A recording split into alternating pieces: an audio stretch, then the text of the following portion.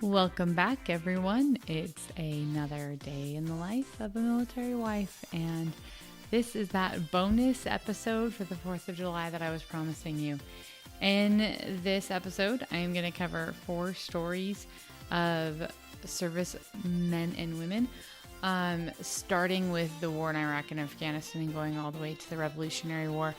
I was really hoping that I would get some stories from you guys about your ancestors or friends, but it's kind of a crazy summer, so it didn't happen. But I did have a few people that I know personally point me in the direction of some interesting stories, so I will be sharing those with you. Like I said, there's 4 of them, and I'm just grateful for everyone who does give me input on this. So that said, I am your host, Sam Wolf, and this is Life of a Military Wife.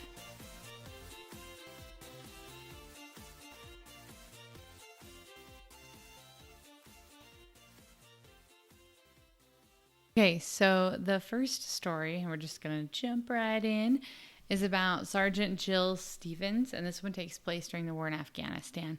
So it comes from a book called Faith in the Service, compiled by Chad S. Hawkins, and he's got a lot of really wonderful stories in his book from a lot of different service members and DoD contractors who served in both Iraq and Afghanistan.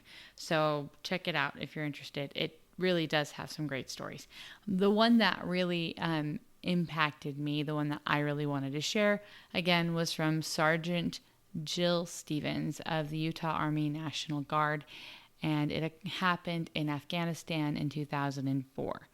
So she was stationed there at the time with quite a few, basically an infantry division from Hawaii, but quite a few of these soldiers were world famous marathoners who had done the Honolulu Marathon every year and had never missed it. And so they were kind of bummed that they were not able to participate in the Honolulu Marathon.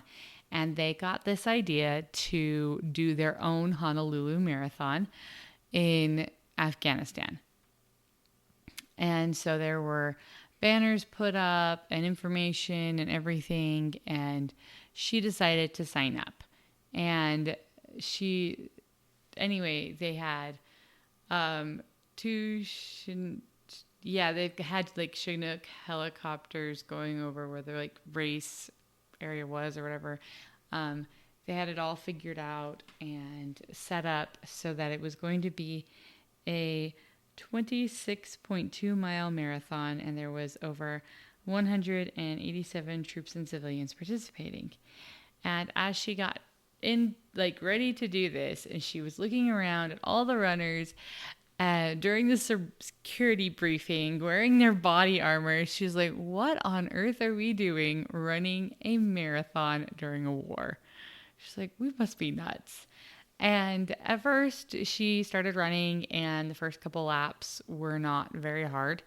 But she said that she just, during the 5th lap, felt like she had nothing left. Like this was just way too hard for her.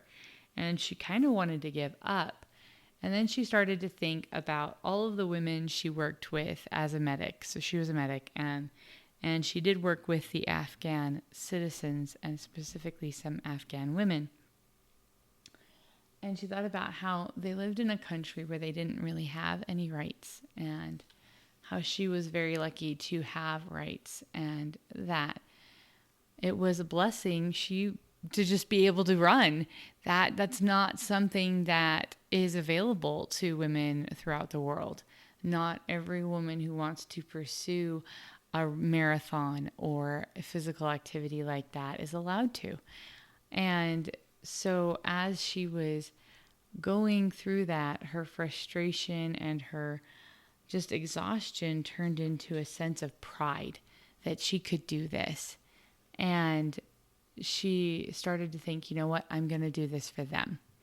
I'm going to do this for every woman who's ever wanted to do something and was held back because of not having the civil liberties. And she ended up being the first female to ever cross the finish line in a marathon that we know of in Afghanistan. And she said that basically her thought was, this race is for them. And I thought that was a really fun and powerful story. It's not everything about war is battlefield and all of that. Sometimes we make incremental differences by challenging norms that are unfair to others. Most of the wars that we have fought is against injustice. And I just really liked that one. So that is the first one from the war in Afghanistan. And the next one I want to share with you is just an excerpt from the book called Sergeant Nibley, PhD. And the subtitle is Memoirs of an Unlikely Screaming Eagle. And this is from basically the recollections of Hugh Nibley, who was a sergeant in the 101st Airborne in World War II. And his son, Alex Nibley, helped put it together. But I really love this book, mostly because I have a real love of the Screaming Eagles, the 101st Airborne. And their history in World War II is quite fascinating. And it's a huge book. It's an absolutely large book. It covers everything from his being a professor, a college professor prior to the war, and the intellectual circles that he ran with, and why he ended up joining the military, and why as a college professor he joined as an enlisted soldier. All the different MOSs he went through, or jobs, all of the just different things, D-Day, Market Garden, everything that he went through. And he was an intelligence. So military intelligence was a new thing back in World War II. It was as an official organization.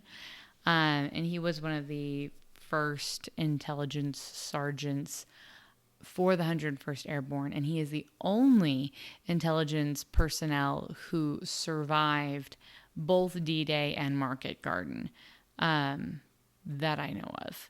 So he was really lucky. But the story I'm going to share kind of illustrates almost his bizarre luck in a very humorous, I think it's a funny story. Again, this book is absolutely huge. It has some really sad and difficult things. It's a very honest portrayal of the war with all the good, bad, and in between. But this particular story was from Market Garden, and after they landed in a field in a place called Zon, everything seemed to be pretty quiet and straightforward, and they were going to be able to achieve their objectives. And he spoke German. He spoke several languages, and so he was able to read the signage. That's part of the reason why he was there. And he noticed a sign that said Brunghel, I think. I'm probably butchering a name. Anyway, 2 kilometers. So he, indicated it to his friend. He's like, hey, let's go check it out. So him and his friend went down the road a couple kilometers, and they found a little beer hall that was open, and they went in to get a drink.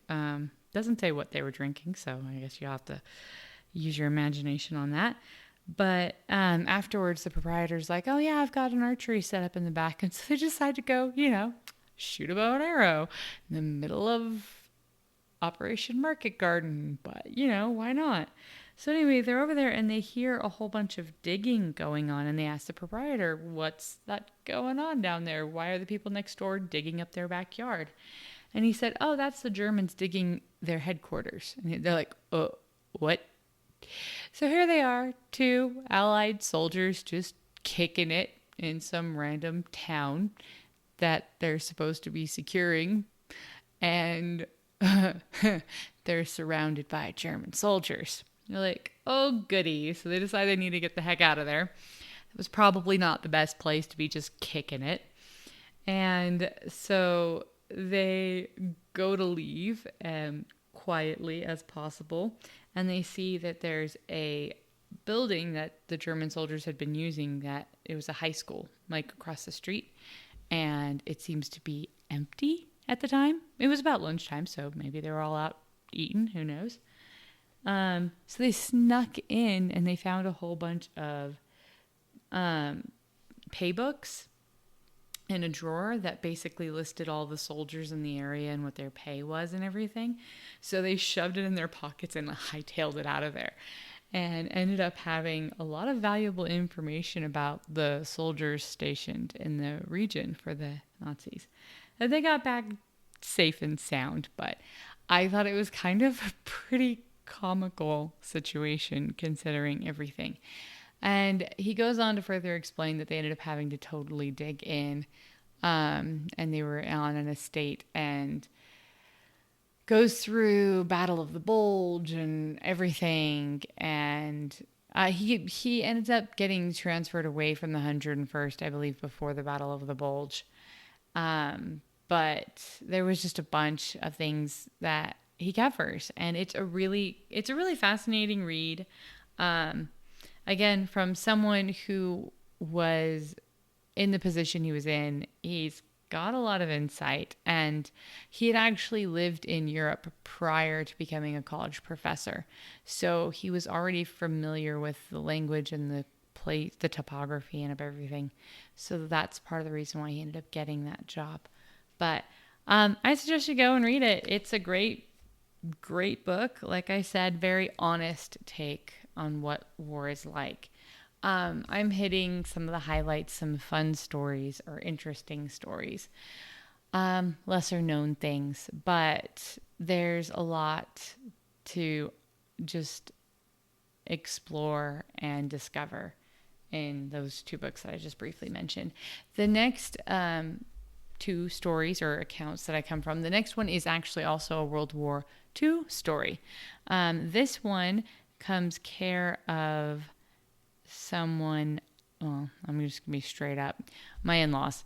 My mother-in-law, her mom served in World War II and was a nurse in World War II. And so I'm going to share just an experience she had as a Army nurse cadet in the Army Nurse Cadet Corps. Her and her brother were the only kids, and they'd lost their mom young, and so they were really tight. And her brother ended up joining the Navy, and her name was Janie Jones, and she was born in Arkansas. And when the war started, they started recruiting nurses that were going to nursing school to join the Army Nursing Cadet Corps. And she decided to join up. She felt like it was what she was supposed to do to contribute. And I think it's great that she did, because that's how she met her husband, indirectly how she met her husband. But she also worked in an ER as part of the Army Cadet Nursing Corps. I'm probably saying that wrong. I really probably am. Anyway, she worked in an ER, and while she was working in the ER, she was on night duty one time. This guy came in who was just not acting typical. The way that she tells the story, the information that was given, he didn't come up and ask for help. He didn't come and check in. He didn't walk up to a patient and say hi. He kind of just was walking around, checking everyone out, listening into conversations, just being really suspicious. And so when she walked up to him and she said, "Hey, what's going on? What do you need?" And he said that he was looking for a soldier. And she's like, "Yeah, most of the soldiers go to the hospital on base. There's really no purpose for a soldier that fits that description or any description to be here." And she wasn't going to give out anyone's information anyway, even if the soldier had been there. She said that patient privacy was too important, and she just didn't trust the guy. And so she's like, well, can I get your contact information in case he does get admitted? I can let you know. And the guy would not give her his name, his contact information, or anything. So she's like, okay, this doesn't fly. Something suspicious about this. So she ended up contacting the hospital security and gave a full description of the guy, explained everything that had happened. And they said, okay, we'll keep an eye on him. And when they informed, evidently, the FBI. And she wasn't aware of that at first. Later on, he came back in and the FBI were ready for him and they arrested him.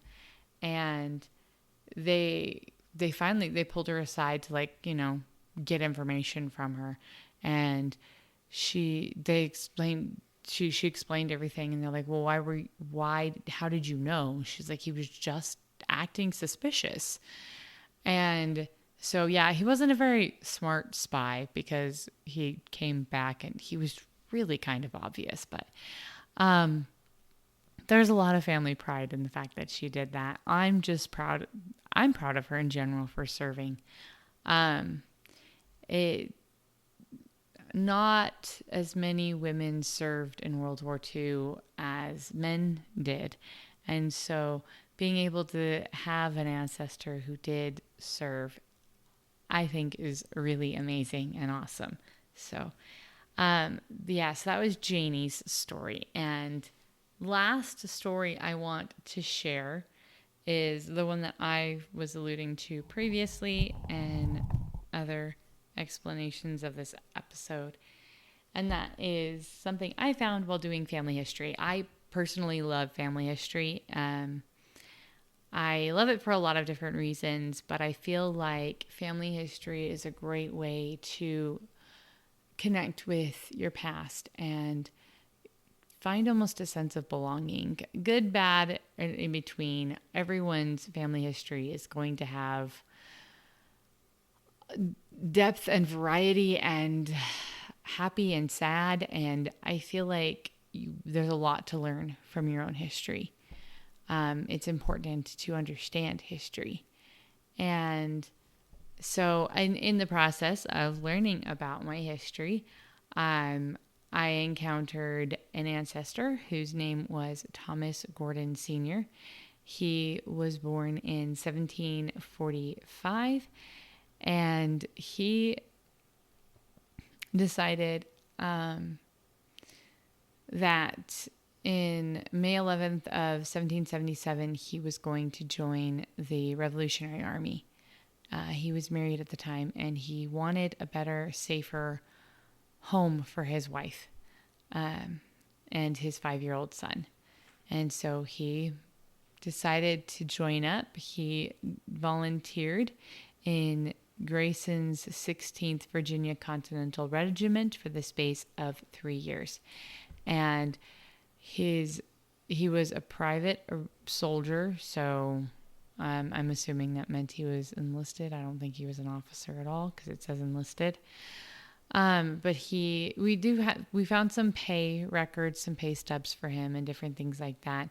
So we know that he participated in the Battle of Brandywine on September 11th, 1777, and Germantown on October 4th, 1777, fighting under the personal direction of George Washington in that case. And then he passed the winter of 1777 and 1778 in Valley Forge. And according to the records that are given, he was actually trained in military instruction under General Baron von Steuben, and ended up crossing the Delaware with George Washington and fighting in Trenton and Princeton. And I had actually lived in Trenton and Princeton prior to learning about this, and I had a history professor from Princeton actually give me a tour of the grounds of Princeton and show us the one building that still had cannon marks from the battle. And so to later learn that I had an ancestor who was there when it happened was just almost mind-bending, because to think that my family was there, like they saw it happen. And I had been in that same place. I had stood in that same place. It was mind-blowing. Anyway, then later on, the last records he shows up in from the Department of the United States was under the payroll of Captain Selther Jones in November of 1779. And what happened was, shortly after this, him and several other soldiers were taken captive by the British and imprisoned for a short while. They ended up being rescued by other American forces, and after that, he left the service. But during their imprisonment, their hands were bound with green hickory wreaths, which, when they hardened, dried and would cut deep wounds in their wrists, which left permanent scars that were there for the rest of his life. And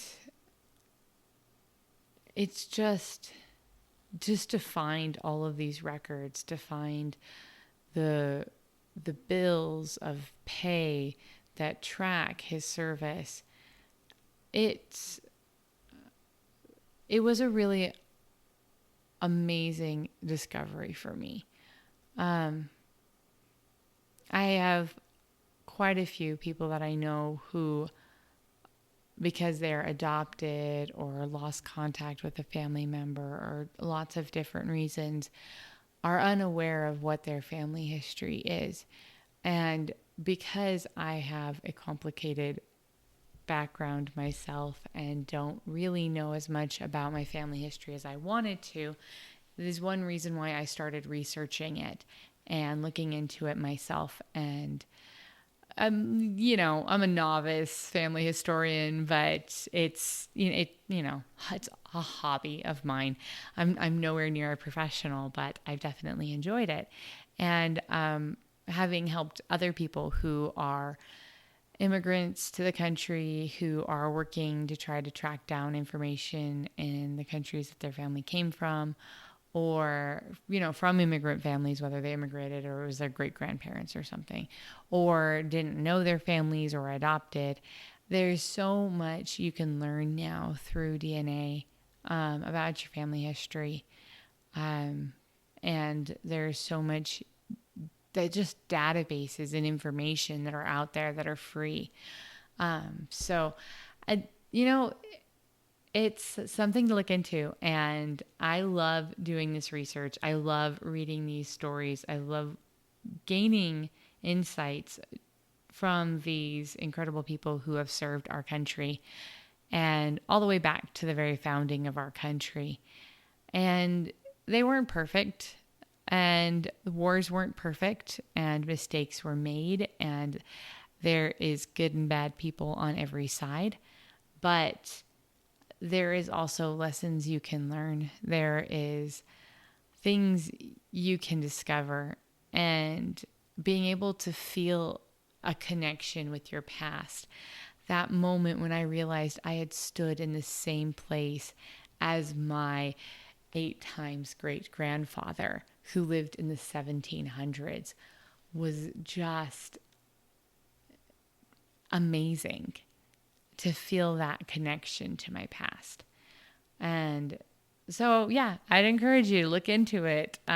Check out the different databases, see what you can find. Maybe there's information there about your very own grandparents that you didn't know. My husband, I started during that vacation we had, I was hanging out with my in-laws, and my mother-in-law and I started talking about the story because I told her I wanted to include it, and I kind of wanted her permission. And one of my brother-in-laws, my husband's brother, was listening. He's like, "What? I never knew that. I had no idea." And I think so many times we think of our parents and our grandparents as the people who raised us that we forget that they had entire lives that had nothing to do with raising us and being grandma or whatever. That they had these experiences and they were young and they had adventures, and who knows what you'll find out about your ancestors. So, yeah, that's my plug for this week is look into your family history, see what you can find out, get your DNA done. I'll let you pick how you want to do it. I mean, if you want to ask me in the comments, any ones I would recommend, sites I'd recommend, I'm more than willing to give you that. But yeah, that's all for this special episode of Life of a Military Wife. I am your host, Sam Wolf, and I hope you have a wonderful 4th of July.